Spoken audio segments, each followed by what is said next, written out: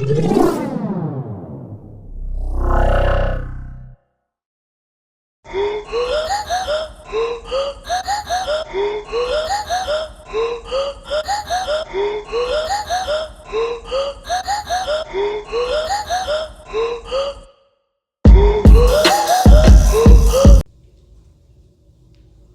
was born honey thick, a body full of summer's promise, hips like ripe mangoes, arms soft as the flesh of a peach. But in my family's kitchen, love came with a knife. Peeling, slicing, paring me down to what they thought was easier to swallow. My mother led the carving, trimming herself down to fit in the frames that were never built for us. She wore depression like a virtue, sipped on self-denial like fine wine, said she didn't want me to suffer the way that she did. The world would never be kind to a body like mine, but I heard the tremblings beneath her warnings. She was never overweight, just weighed down by someone else's idea of beauty, a European ghost whispering that her curves were curses, that her worth was measured by what she could disappear into. And yet here I stood, unapologetic, round and radiant, loving myself in ways she never could. Maybe that's what stung the most, that I dared to cherish what she had spent a lifetime trying to erase. That I let my body exist without wars. But some days the war finds me. Some days the mirror is cruel and I trace the outlines of my body like an apology. Some days I wear the weight of my skin like an anchor, but I cannot say this out loud. I can't let them see the cracks. I can't give them the satisfaction of knowing that some nights I pinch at my reflection and I hear only their voices. Because the moment I confess that my love for myself is sometimes a trembling thing too, the floodgates were open. See, I knew you couldn't possibly love yourself. I knew it was all so I stayed silent. Carried my doubts alone, whispered them into my pillows, let them settle on my chest like fruit left out in the sun. I know I need to find a love for my body that does not feel like defiance. Like a fig splitting under the sun, too full of sweetness to hold itself together. But I am trying. Every day I'm trying to love myself in all my stages. The bloom, the bruises, the overripe sweetness of a body that is carried so much, but refuses to be discarded. But I hide. Tuck my beauty in the back of the fridge where light never touches it and confidence turns cold. But I am done letting their taste buds turn my joy to doubt. I'm not overripe. I'm bursting. I'm lush. I'm alive. And if you cannot stomach my sweetness, if you can't fathom how I feast on self-love without gagging on their guilt and let them fucking starve on a love so decadent, it drowns their judgment. Even when that judgment is my own.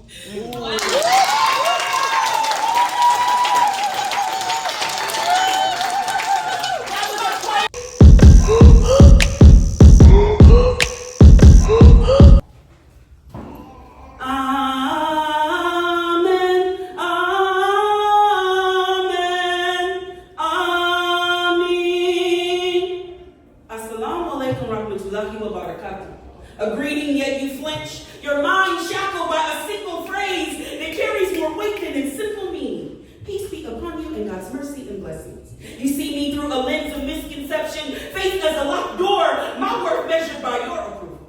But I've outgrown those constraints. I see peace beyond the borders of doctrine. I embrace the quiet truth that hums beneath every prayer. Why burn books and bad questions? Because knowledge is the edifying equalizer, and that scares those who need control to maintain their confused sense of piety. I was baptized Baptist, school within a Catholic schoolhouse, cleansed by holy waters, given the sacrament as first communion, scolded in pulpits that preach grace but frowned the pants on women. I was taught silence in the language of sermons, told that obedience was holiness and submission sacred. From the garden to the minaret, from the altar to the ark, they've been writing me out since the beginning. Covered my power in cloth neck to ankle, while men stroll with knees exposed, free to lead, speak to question. Modesty's burden laid at our feet, their weakness, our sin. Across scriptures and sanctuaries, I was called distraction. Less than or never enough unless I was quiet, covered, and small. I worshipped beside alabaster hues and Pentecostal pews. I found Islam in my 20s and hate in a stranger's eyes. Why did you blow up those buildings as if my hijab were the subterfuge, the fuse. By my 40s, I knew God was not confined to a single path, yet I feel like protest for coloring outside the lines you drew without asking. Never discuss religion or politics, they say, but maybe silence is the problem. Do you think it's a coincidence that the epicenter of three great faiths rests beneath the same skies? Jerusalem, claimed by Judaism's longing, Christianity's salvation, and Islam's ascension, all tracing back to Abraham, yet still shattering like blood-stained glass by conquest and greed. Everyone wants a corner of what should be common ground. Mecca and meaning marred by man-made borders. Isn't it funny how we all argue over who God loves more, as if heaven has a veiled rope? What if God is not in doctrine, but the breath between us? So I ask again, is it coincidence or calling that the holiest of places rest in the heart of conflict, not to test our faith, but to test our humanity? Maybe God isn't waiting behind some velvet rope choosing sides. Maybe God is waiting to see who dares to build a bridge instead of drawing a line. Now this poem is both sermon and sword, a sacred archive. See? Who said a woman couldn't preach?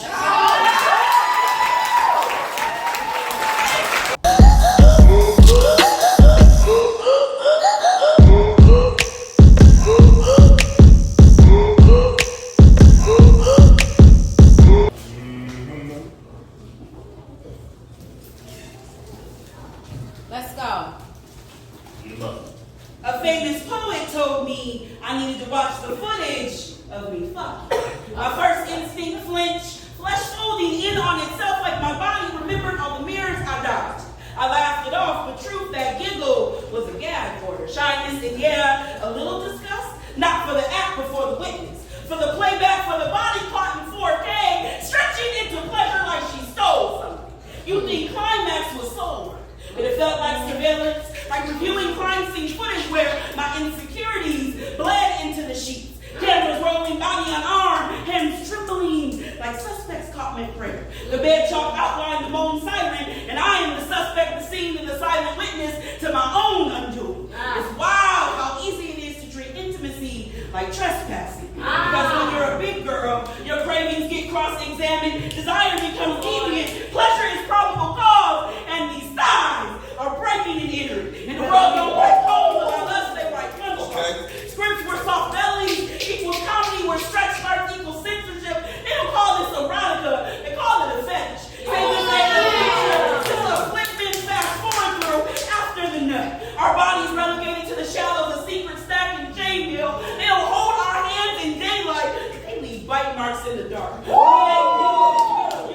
Archived in silence like a bootleg film they swear they never saw. They don't love us in the open, but they consume us. Behind closed captions, volume down lights off credit roll. And that shit becomes sediment in the spirit. So when someone says you need to watch yourself, fuck it.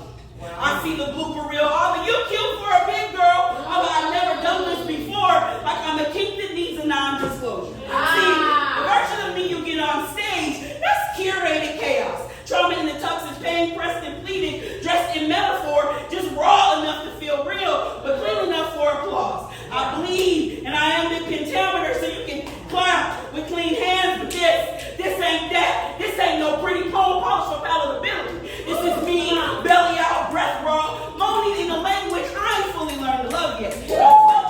This footage, a soft body in full motion, making noise in a world that told her to hush her hunger. Then something shifts, the shame splits, and I realize maybe what I feared as evidence is actually testimony. A confession that I am not broken for wanting to be seen in my entirety. Not the edited shot or the highlight reel, but the whole damn film. I survived enough silence to without apology.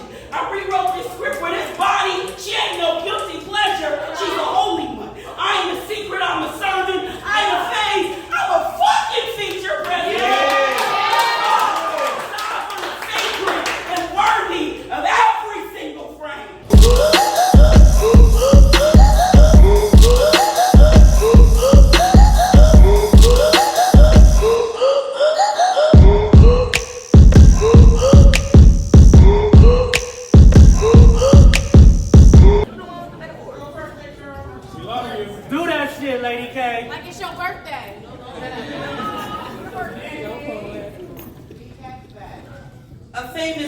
it told me, Ayanna Florence, I need to watch the footage of me fucking. My first instinct flinch, flesh folding in on itself like my body remembered all the mirrors I dodged.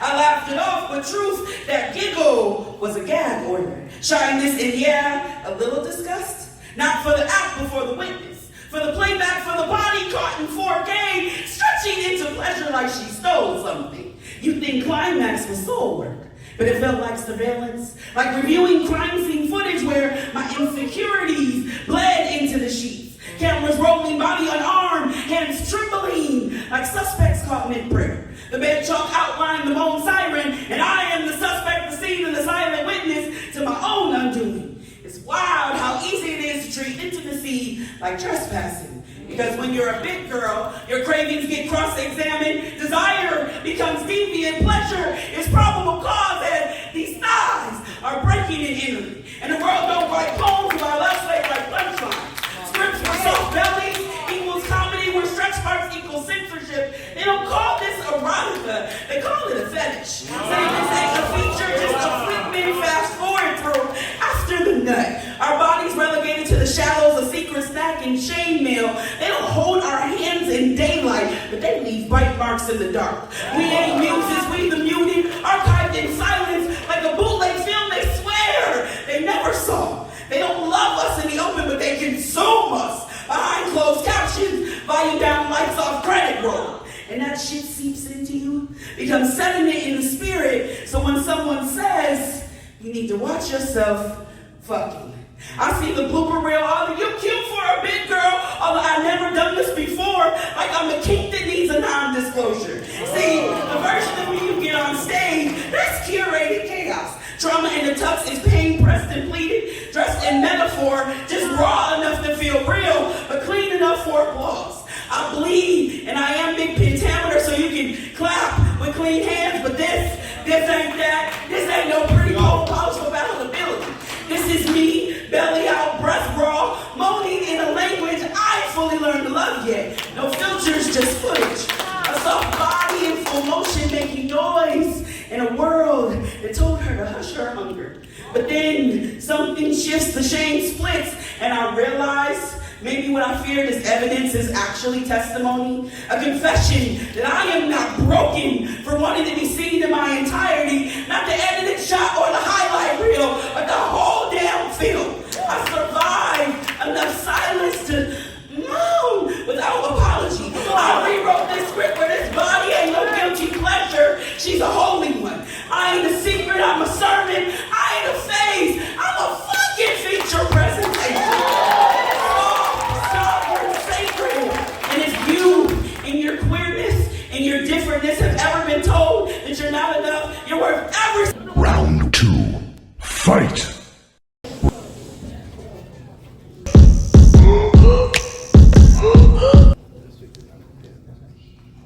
They tell us, girl, at least you got somebody. As long as he ain't beating or cheating on you, you don't really have problems. As if love has to come with a bruise before anyone believes it hurts, but love without respect is like glass without thickness, one tap, and it all comes crashing down. But what do you call it when someone takes a hammer to your spirit, cracks your reflection, and fleets the pieces under the rug? No bruises to point to, just fractures beneath the epidermis. I was 20 when I said I do. Moved across the country for what I thought was love. But I was in love with the facade. The man who once cooked, delivered me plates like love offerings, later confessed it was rehearsal. That he was only playing the role because he was on my stage and I was paying for the show. Courtship was a performance. I was financier, fool, audience to a play that never had a happy ending. 11 years inside a funhouse mirror that told me I was crazy. Convincing myself that if he still wanted my body, we must be okay. But intimacy without honor is just another fracture, and I was bleeding, spirit all over the floor. And if I'm being honest, it wasn't just hope or shame that kept me there. It was sex, good sex. But even the best sex can't save a broken spirit. I knew I was done the day my body stopped answering his touch. Of course, he assumed you must be be cheating, but this pussy ain't no separate shard. The fractures ran through every pain he broke, but still I stayed. Because those tired proverbs echoed, if he isn't cheating, if he isn't beating, you don't have problems. It took me 11 years to realize what I should have known in 2. Just because the damage is so deep doesn't mean it isn't fatal. So tell me, how many surface cuts was I supposed to survive before he cut me down to the white meat? How long can you trail blood before you bleed out completely? Why do we teach little girls that only black eyes count unless his hands be fingerprints? The suffocation isn't real. That survival only counts if it comes with a police report. I'm done apologizing for pain. It doesn't leave bruises, so I hold my shards up to the sun. Watch them refract into color. Proof that broken things still been light. Sometimes the bravest thing you can do is drop the glass. Let it shatter. Walk away barefoot.